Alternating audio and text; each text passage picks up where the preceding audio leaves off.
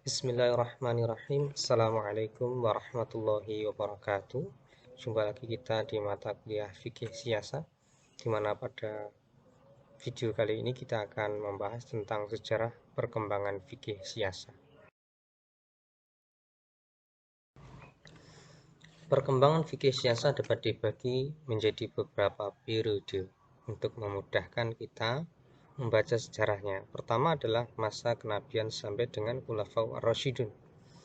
Di masa kenabian ini berlangsung negara Madinah atau negara Islam di bawah kendali Rasulullah Shallallahu Alaihi Wasallam dipraktikkan oleh Nabi Muhammad sekitar 10 tahun, di mana waktu itu Nabi menjabat sebagai seorang Nabi dan Rasul sekaligus kepala negara atau pemerintahan. Kemudian setelah itu dilanjutkan oleh masa Khulafaur Rasyidin, di mana kita tahu Kanjeng Nabi tidak menunjuk atau mewasiatkan secara tersurat bahwa siapa yang akan menjadi penggantinya, sehingga nanti di dalam sejarahnya kita dapati ada peristiwa namanya Bani Thaqifah, yang intinya adalah kaum Aus dan Khazraj bermusyawarah untuk menentukan siapa yang akan menjadi pengganti Rasulullah Shallallahu Alaihi Wasallam dalam memimpin negara Madinah. Perdebatan alat pun terjadi sehingga sampai kemudian Abu Bakar As-Siddiq bersama Abu Ubadah dan Umar bin Khattab datang ke tempat itu atau Bani Thaqifah, kemudian dibayatlah Abu Bakar As-Siddiq. Kemudian secara langsung, secara cepat saja ceritanya, Abu Bakar As-Siddiq kemudian menjelang wafatnya menunjuk Umar bin Khattab untuk disuruh menjadi khalifah. Setelahnya kemudian bergelar Amirul Mukminin, di mana penunjukan tersebut juga berdasarkan yaitu persetujuan dari sahabat-sahabat senior. Kemudian ketika menjelang wafatnya Umar bin Khattab, Umar pun membentuk dewan formatur yang terdiri dari sahabat-sahabat senior untuk menunjuk wakilnya. Kemudian ditunjuklah Utsman bin Affan, di mana masa pemerintahan Utsman bin Affan ini bisa digambarkan sebagai masa yang panjang. Ada dua periode di dalam pemerintahan Utsman. Periode yang pertama yaitu periode yang sukses, kemudian periode yang kedua dianggap di dalam sejarah itu periode yang mulai kacau, sehingga berakhir dengan meninggalnya Utsman bin Affan oleh pemberontakan dari rakyatnya sendiri. Kemudian ketika itu, pasca wafatnya Utsman bin Affan, kemudian umat Islam pun membaiat Ali bin Abi Thalib radhiyallahu anhu untuk menjadi seorang khalifah. Tentu karena sudah dimulai kekacauan di zamannya Utsman bin Affan, Ali bin Abi Thalib pun dalam keadaan memerintah dalam keadaan kacau pemerintahannya, sehingga terjadilah kesalahpahaman atau miskomunikasi, perpolitikan yang semakin panas hingga terjadi peristiwa perang Jamal atau perang Unta. Kemudian juga terjadi perang Siffin antara Ali dengan pasukan Muawiyah, hingga pada akhirnya yaitu mengantarkan Ali bin Abi Thalib menjadi khalifah yang kemudian menjadi wafat. Nah, setelah itu baru dimulai masa klasik, di mana putra Ali bin Abi Thalib, yaitu penerus Ali bin Abi Thalib yang dibaiat oleh penduduk Kufah menjadi khalifah, diturunkan oleh Muawiyah bin Abi Sufyan, sehingga dimulailah kekuasaan Daulah Bani Umayyah. Fikih siasah pada masa kenabian dan Khulafaur Rasyidin belum tercipta menjadi sebuah ilmu pengetahuan yang baku sebagaimana dialami oleh yaitu ilmu-ilmu pengetahuan lainnya terkait tentang agama Islam, saya tafsir dan hadis dan lain sebagainya. Nah, baru kemudian fikih siasah ini menjadi sebuah ilmu pengetahuan ketika masa periode klasik yang dimulai dari dinasti Bani Umayyah. Tetapi sayangnya di dinasti Bani Umayyah pun belum muncul ilmu pengetahuan yang berkaitan dengan fikih siasah secara khusus. Baru kemudian muncul pada pemerintahan Bani Abbasiyah. Yang pertama kali dianggap menulis tentang siasah adalah Ibnu Abi Rabi' yang mempersembahkan karyanya berjudul Suluk Al-Malik fi Tadbir Al-Mamalik, yaitu pedoman bagi raja dalam menjalankan pemerintahannya, di mana buku ini dihadiahkan kepada Khalifah Al-Mu'tasim sebagai buku persembahan. Tentu karena buku ini dipersembahkan kepada sang raja, maka ide-ide dasar yang terdapat di dalam buku itu secara sejarah dan politik tidak dipisahkan terkait tentang bahwa buku itu bisa jadi, ya, bukan koreksi terhadap apa yang dilakukan oleh raja, tetapi legitimasi tentang apa yang dilakukan oleh raja terkait tentang kebijakan-kebijakannya. Nah, kemudian pada masa itu selain Ibnu Abi Rabi juga muncul Al-Ghazali di dalam kitabnya Al-Iqtisad fil Al-I'tiqad. Kemudian muncul juga Imam Al-Mawardi dengan Al-Ahkam As-Sultaniyahnya. Kemudian Al-Baqilani, ya, muncul juga Al-Baqilani.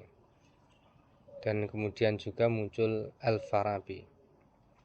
Nah, inilah pada masa-masa Daulah Bani Abbasiyah ketika ilmu pengetahuan dianggap menemukan tempatnya untuk berkembang secara pesat, maka kajian fikih siasah mempunyai posisi ya tersendiri sebagaimana ilmu pengetahuan lainnya. Dia muncul bukan hanya praktek-praktek yang dilakukan oleh para penguasa, tetapi sudah menjadi ilmu pengetahuan baru di dalam khazanah pengetahuan Islam. Ada pertanyaan yang perlu disampaikan terkait tentang masa klasik di mana Daulah Bani Umayyah dan Abbasiyah berkuasa, adalah terkait tentang firqah atau kelompok yang muncul di dalam Islam berkaitan dengan politik, yaitu Khawarij, Mu'tazilah, dan Syiah, di mana kita tahu kemunculan ketiga kelompok ini adalah akibat dari perseteruan atau secara sejarahnya dimulai dari perseteruan Ali dan Muawiyah yang terjadi di Daumatul Jandal, kemudian terjadi peristiwa tahkim, kemudian kelompok yang mendukung Ali kemudian identik dikaitkan dengan Syiah secara membabi buta, ya, kelompok dalam tanda kutip yang mendukung Ali secara membabi buta adalah kelompok Syiah. Tentu tidak semua yang mendukung Ali disebut Syiah, hanya sebagian saja. Kemudian yang kedua adalah kelompok Khawarij yang keluar dari pasukan Ali karena tidak terima dengan peristiwa tahkim. Kemudian kelompok Mu'tazilah. Nah, kaitannya dengan hal tersebut, kelompok Syiah ini kemudian dia tersingkirkan di dalam peta perpolitikan karena Daulah Bani Umayyah dan Abbasiyah tidak memberikan tempat. Tentu Daulah Bani Umayyah berseberangan sejak Ali bin Abi Thalib menjadi khalifah, apalagi ketika Ali bin Abi Thalib dan anaknya sudah diturunkan dari kekuasaannya. Maka praktis Syiah pun menjadi kelompok yang tersingkirkan dari dunia politik.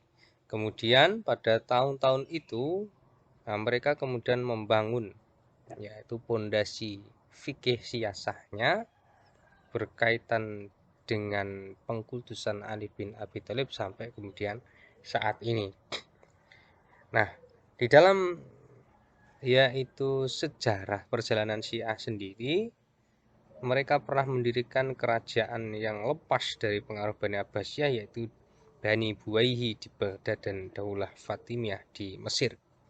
Ini menarik karena kenapa sampai terjadi dua kekhalifahan yang berbeda, karena pada saat itu Daulah Bani Abbasiyah yang mulai lemah, ya, pengaruhnya mulai lemah sehingga tidak bisa dikendalikan, munculnya daulah-daulah atau kekuasaan-kekuasaan lain di luar kekuasaannya yang ada secara bersamaan.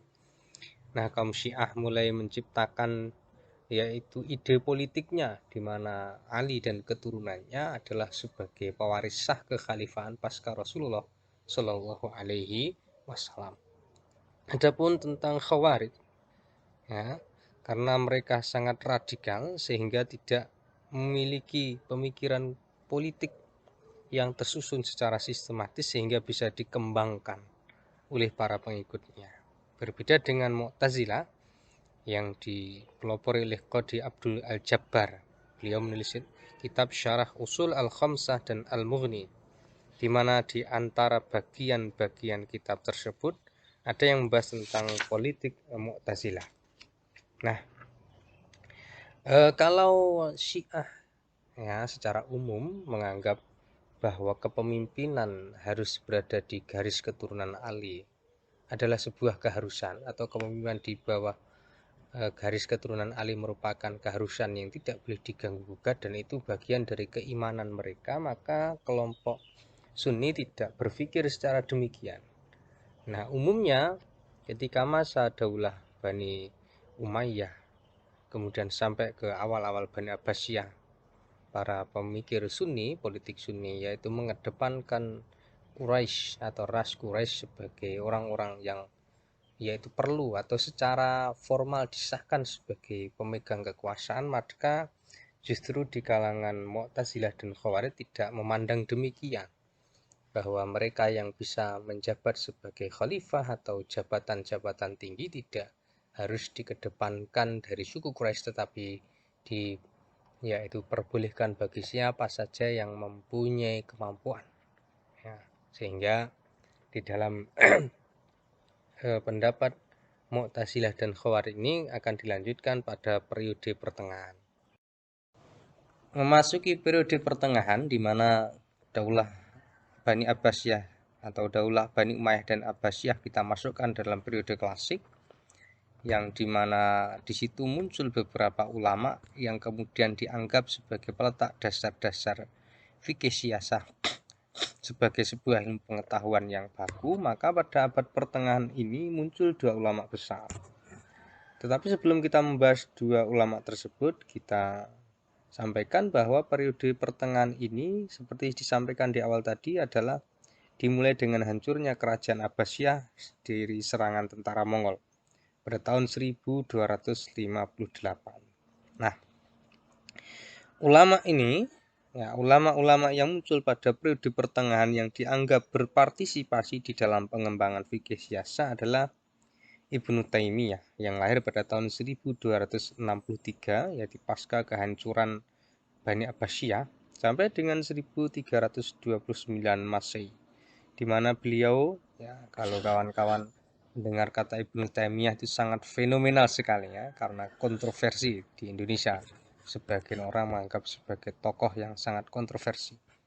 Tapi terlepas daripada itu semua, Ibnu Taimiyah hadir sebagai sosok yang diperhitungkan di dalam kajian fikih siyasah, di mana beliau namanya muncul pada periode pertengahan dalam kitab Al-Siyasah Syari'iyah fi Islah Ar-Ra'i war-Ra'iyah. Yang pertama, kitab yang beliau tulis berkaitan khusus dengan siyasah. Nah, yang kedua Majmu' al-Fatawa, dan yang ketiga adalah Minhaj as-Sunnah an-Nabawiyah.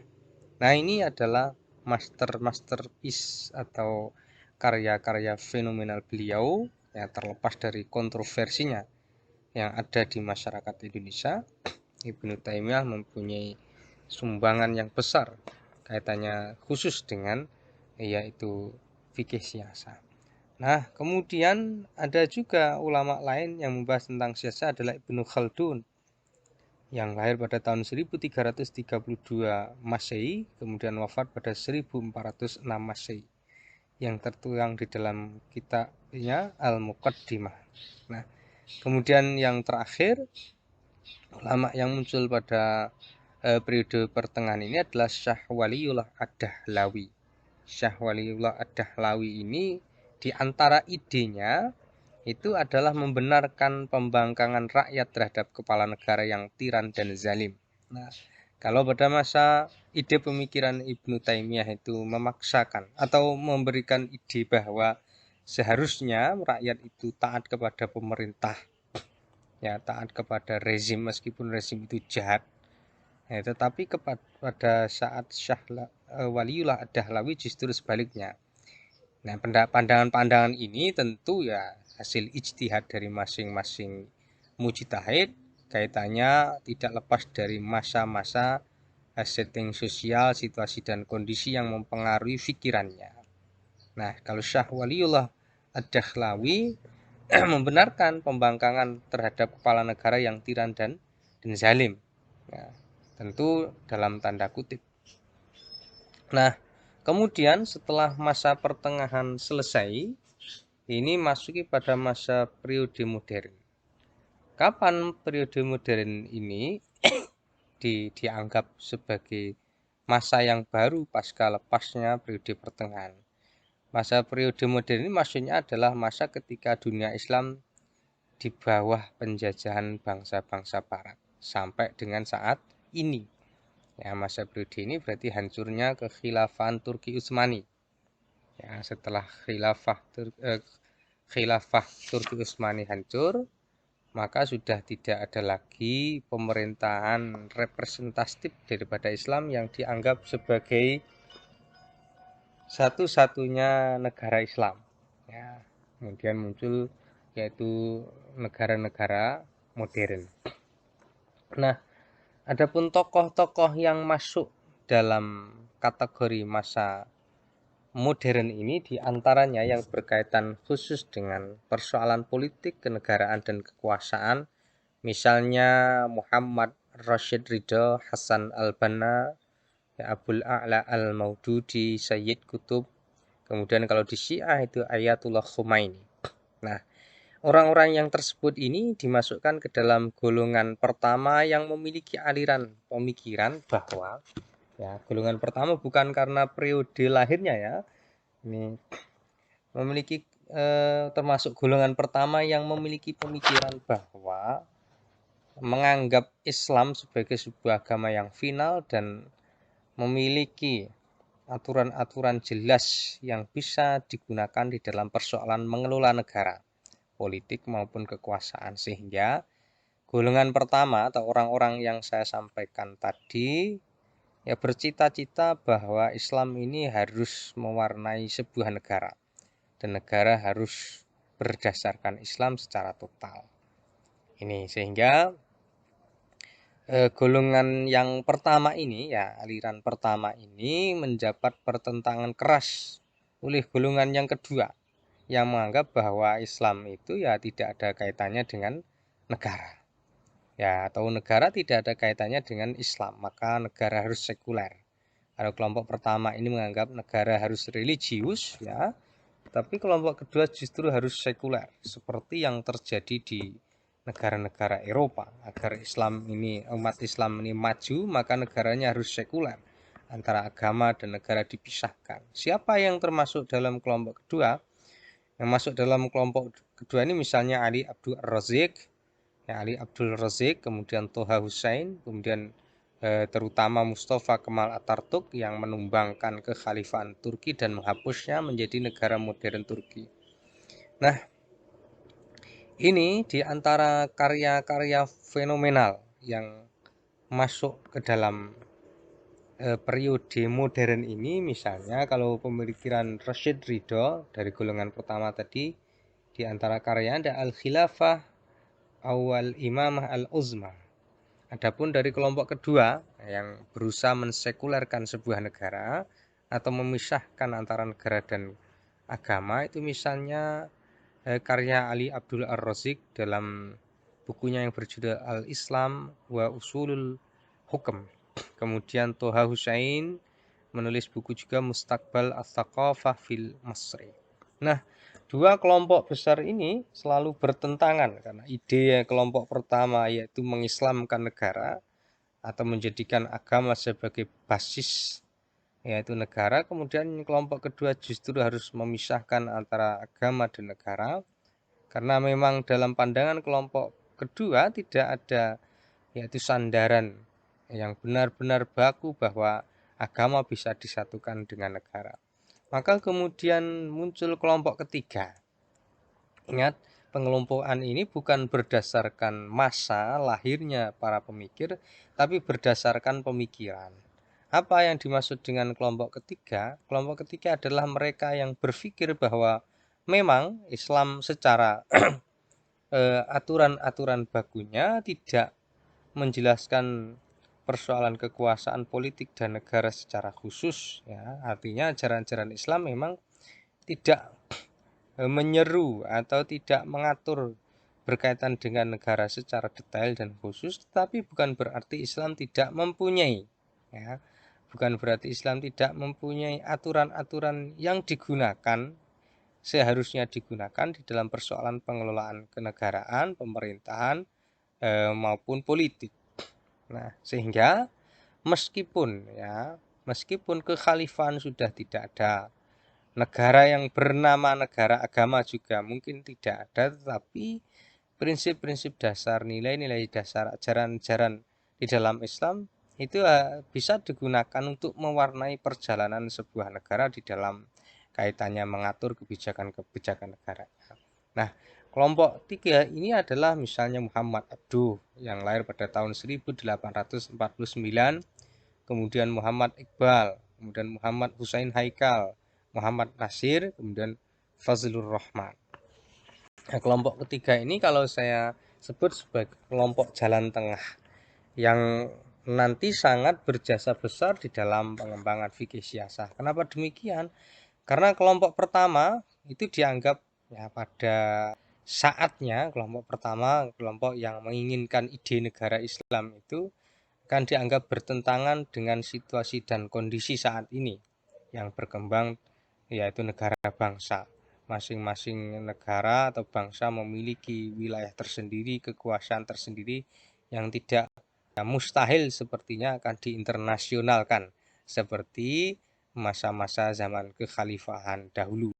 Kemudian kelompok kedua ini atau kelompok yang berusaha mensekulerkan negara atau memisahkan agama dengan negara, nanti Islam akan tercerabut ya, imbasnya ya Islam akan tercerabut dari akar masyarakat Muslim karena dianggap agama sebagai sebuah hal yang bersifat privat, mengatur hubungan antara seorang hamba dengan Tuhannya, ya persoalan remeh temeh lainnya, ya sementara urusan kenegaraan itu harus dilepaskan benar-benar agama. Ini berbahaya sekali menurut hemat saya. Maka kelompok ketiga ini adalah jalan tengah, di mana mungkin memang Islam tidak harus terformalkan dalam wujud pemerintahan, tetapi sebuah pemerintahan atau negara, apapun itu bentuk negaranya maupun sistem pemerintahnya, tetapi nilai-nilai dasar etika yang terdapat di dalam ajaran Islam harus masuk ke sana.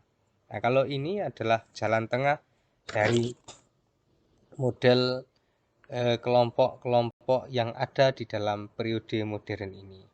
Nah, tentu antara ketiga kelompok tersebut, kelompok pertama, kedua, ketiga ini terus hadir di dalam peradaban manusia, khususnya mereka yang beragama Islam, saling tarik-menarik.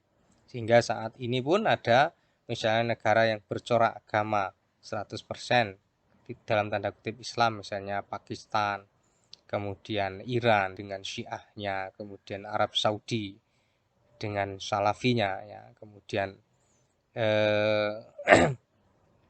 Turki sekulernya, termasuk juga Indonesia. Kaitannya dengan Indonesia, masyarakat internasional memandang Indonesia itu adalah negara Islam atau paling tidak negara Muslim. Tetapi kita menyadari sebagai warga negara Indonesia, Indonesia ini bukan negara Islam, ya, bukan negara Islam karena memang Islam bukan satu-satunya negara yang diakui di pemerintahan kita atau di negara kita, juga bukan satu-satunya agama yang kemudian hukum-hukumnya dipakai sebagai hukum tunggal, melainkan di dalam berbangsa dan bernegara di Indonesia ini, Islam satu sebagai salah satu agama yang diakui, dua di antara sumber hukumnya yang diadopsi di dalam hukum di Indonesia. Ya, karena di Indonesia tidak hanya mengambil hukum-hukum dari Islam, tapi juga hukum adat, kemudian juga hukum-hukum Eropa.